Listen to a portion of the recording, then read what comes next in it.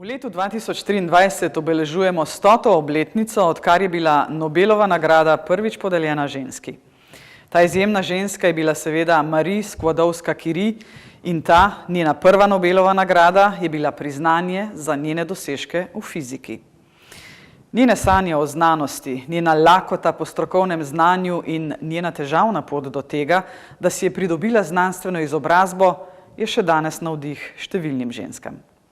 Spodbujajte ženske, da vstopajo v poklicno usposabljanje in študij naravoslovja, tehnologije, inženirstva in matematike.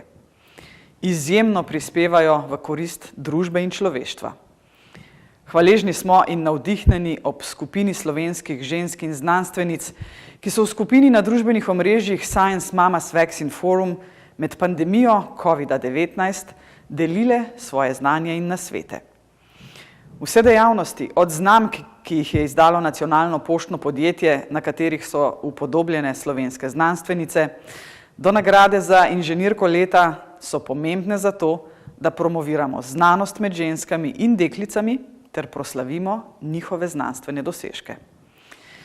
Kadar so ženske vključene v upravljanje z naravnimi viri, so izidi boljši za vse, v socialnem, ekonomskem in okoljskem smislu.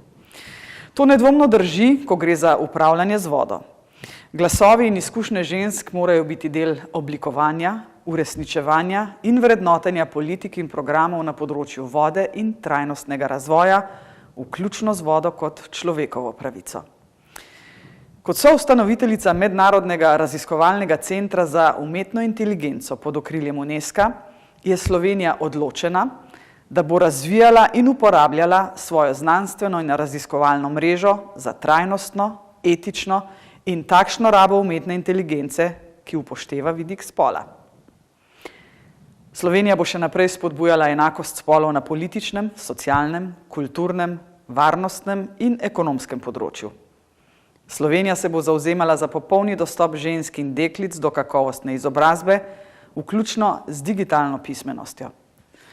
Slovenija bo spodbujala mednarodno sodelovanje in enake možnosti v znanosti. Slovenija bo pomagala svojim razvojnim partnerjem pri dosegu tega cilja.